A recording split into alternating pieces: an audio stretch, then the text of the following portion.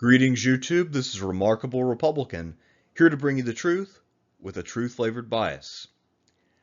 I've been studying a lot about small arms recently, everything from rifles to machine guns, and one thing that I've found that deeply disturbs me is that American small arms have degenerated. The guns that soldiers get today are worse than what our grandfathers were issued 80 years ago. And so in this video, what I want to do is lay out how and why that happened, and also propose some solutions for getting America back on track. With the kind of crappy weapons American soldiers have today, I honestly don't think that America could win a war on the ground. So this is a very serious issue, and I had to actually pause my ongoing series about video game consoles in order to try to get this out and do all the research for it and put it together. In World War II, and actually going back even earlier, American officers got the Colt 45. This was an excellent pistol. It had a lot of stopping power. It had 7 shots, and any one shot was enough to take a guy down. In terms of maximum range, if you were really good, you could go up to 100 or even 150 yards.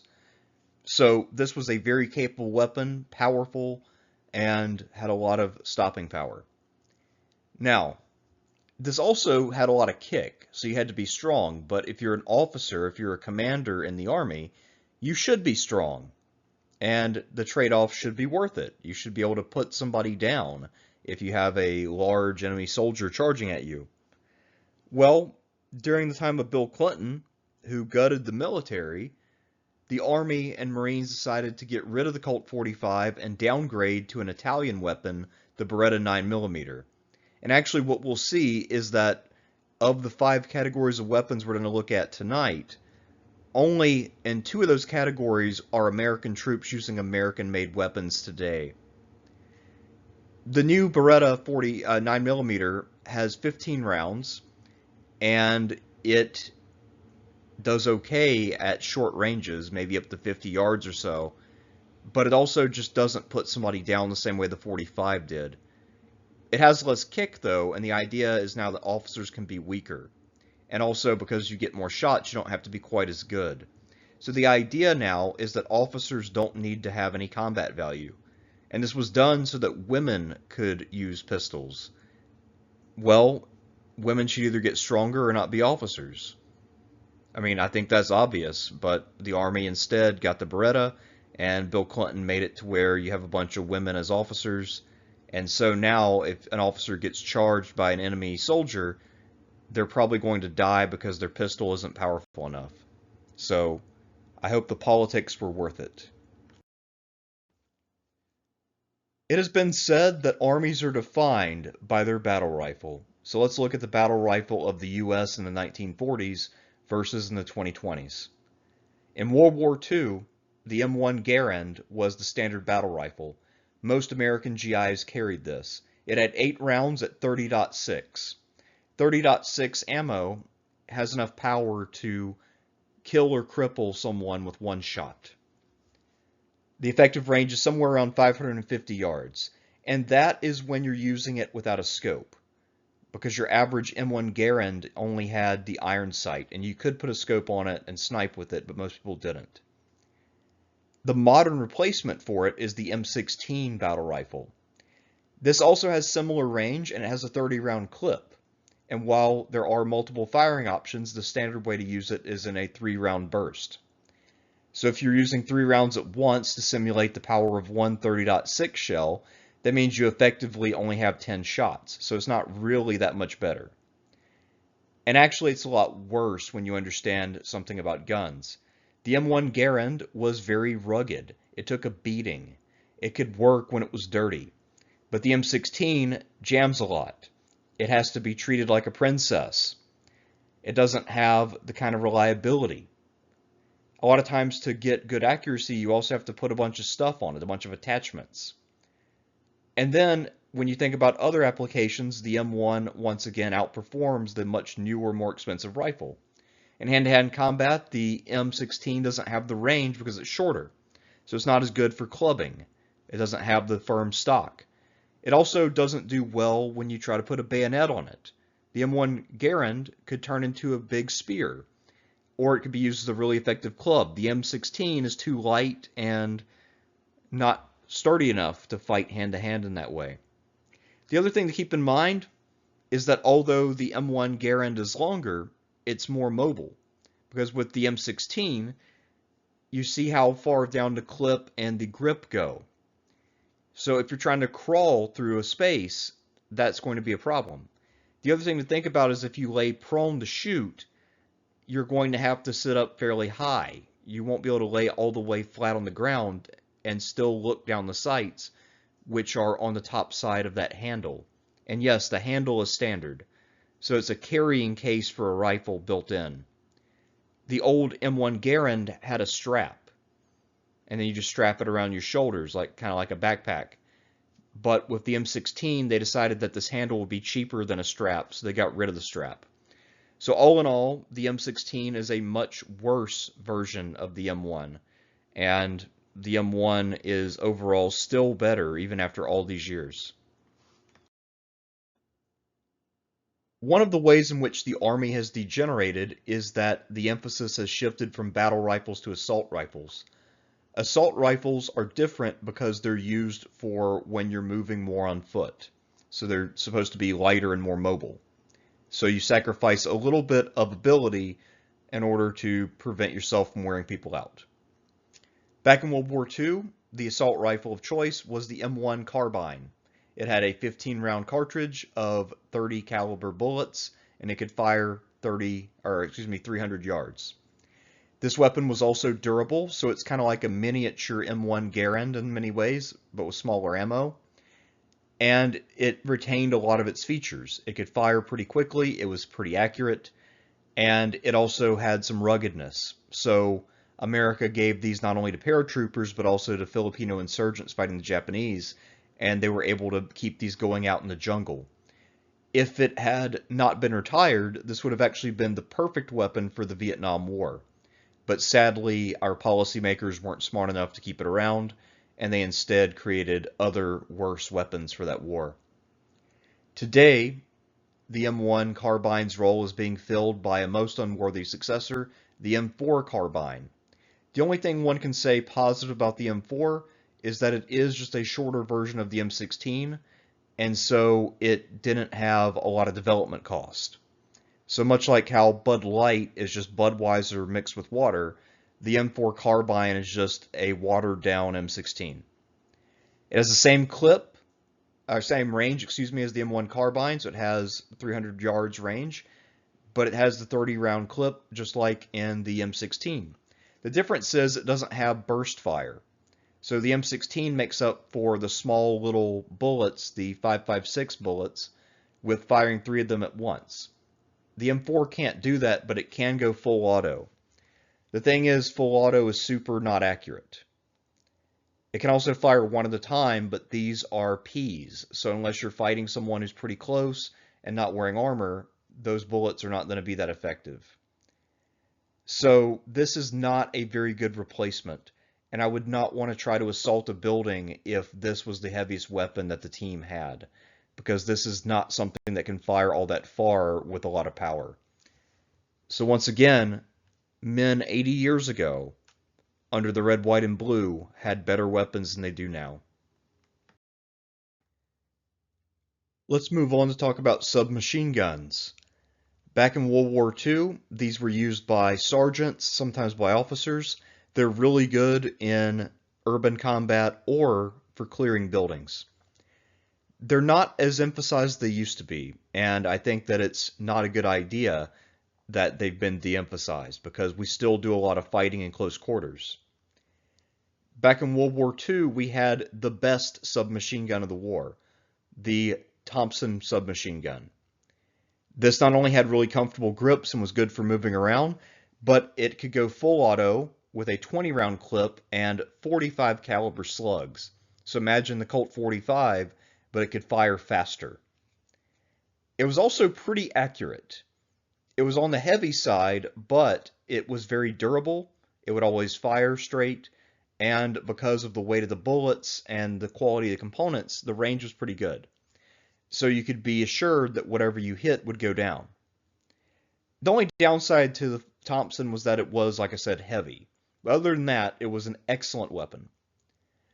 So rather than making that lighter or doing something else to make it better, instead the military moved in a totally different direction, and today for the submachine gun category, soldiers are either forced to use the M4, which should not be used for this because it is not quite perfect for the role, or they have to turn to a German weapon, the MP7. And the MP7 is a much inferior weapon because it uses small caliber bullets, the 9mm rounds you find in the Beretta. And because of using those little tiny bullets, it has poor range and accuracy. It also looks kind of like a child's toy. This thing is very small. It's actually not much longer than a pistol, and so the range is very poor. It also means that this thing looks kind of goofy. So if you saw a bunch of soldiers carrying these around, these would look like grown men carrying around light guns for a video game system, or grown men carrying around instead of guitars like Guitar Hero size guitars. It looks like a weapon for children. And because of how ineffective it is and how small it is, it actually could be used by kids. They should train kids on these weapons rather than giving them the grown men to fight in wars with. So in this regard, it's not only shameful because America can't produce its own SMG, but we can't even buy a decent functioning one. We have to buy this piece of crap. Ever since World War II, every squad of infantry has an LMG. This is the heavy weapon in the squad. Back then, we had the Browning Automatic Rifle, or BAR. This was one of the best weapons America ever fielded. It had great range, accuracy, and the hitting power of the 30.6 ammo was unparalleled. Other armies didn't have something like this.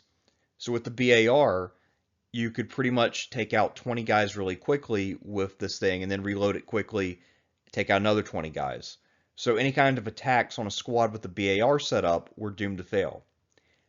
It also was mobile enough and accurate enough to use on the offensive, and you could also use it as another rifle by putting it on semi-automatic. So it was an excellent weapon.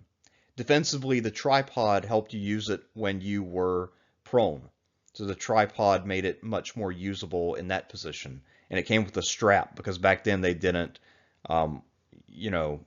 cheat people out of straps. Now, the current model the Army uses is the absolutely horrible M250. And by the way, the Army right now is buying these and spending money on them. This is a German weapon, so once again, America can't make its own, even though we proved to have the best machine gun in the world with the BAR. So rather than having an upgraded BAR, we have the M250. This thing has no stopping power. It relies upon walls of bullets. This thing uses 277 ammo, which is only a little bit more powerful than like a 22 rifle. So not really all that much more powerful than like a pellet gun. So it's way underpowered, kind of like the German MP7, but even more so. One of the worst things among many, and we'll get to some more, is that the M250 relies on computer chips. So if one of those chips goes down, it quits working properly. Guns should never have computer chips in them. Guns are supposed to be purely mechanical, and that things you can fix just by looking at them and feeling around. But with this thing, if it breaks down, if the computer chips go out, you can't use it. Then you'd have to have a technician look over it and reprogram it. So that's a terrible idea, especially since in the stress of battle, getting jarred around is going to break down a lot. So it's not very durable. The bullets can't stop anything. It's relying on technology too much. And look how thick it is with that big magazine on it. If you lay it down, the tripod barely works, and the tripod is already way too far off the ground. So again, if you're laying down, you're going to have to kind of arch yourself way up where you're exposed to actually use this laying down. And if someone else is crawling toward you with how high this thing is, they can actually crawl under the fire, which defeats the point. In theory, both of these have an effective range of 600 yards, but with those little mini bullets, I seriously doubt that this thing can reach 600 yards if the wind is blowing even a little bit. The BAR, that has a 600-yard range. My guess is that the M250 can maybe actually fire 300 yards, and the 600 number was put up there so as to avoid embarrassment, because there's no way that's actually true. The simple fact of the matter is, if we left everything else the same and went back in time to Normandy in 1944, and then substituted the landing parties that went in for landing parties composed of modern troops with modern small arms, the modern American troops would get repulsed from the beaches by the Germans. Their weapons suck, and because their weapons are terrible and don't rely upon skill, they don't have any skill. They don't develop the skill. They don't take themselves seriously. They lack self-respect. And so because of that, American infantrymen in 2025 are a joke. And this is a problem. It's a national disgrace, and we have to do something about it. It's unbelievable that with all the technology we've gained in the last 80 years, that even theoretically and on paper, weapons are actually not better than they were then. And in practice, they're vastly worse. It's remarkable. It's an outrage. We've been ripped off by our government, and we've been lied to by all the gun companies. To make a modern weapon useful, to make it actually work as it should, you have to modify parts and replace the basic parts with different mods to make it actually function. So out of the box, things like the M16, the 9mm, the M250, those things are total trash. So we have to do something about it. We have to get back to arms that can be used out of the box. If we ever had a mass call-up, we need arms that are easy to use and effective. This is why our soldiers in World War II were able to go out and be successful. So let's think about some possible innovations. Well, for one, how about we actually get more range? We've had the same range for 80 years. Why not have a 1,000-yard range with a standard weapon? Why not have the same caliber but smaller? So you can actually have more bullets but with the 45 caliber or the 30.6 caliber. So why don't we do those things rather than buying cheap German shit that looks like a toy, that doesn't work properly, that can't stop a grown man? So let's get serious about small arms. Let's get serious about this. And the clock is ticking. Trump won't be president forever. He's the only person who can probably fix this. So let's take this to the president and get things done. Let's make the Army great again. Until next time, I'm a remarkable Republican, bringing you the truth with a truth-flavored bias. Signing out.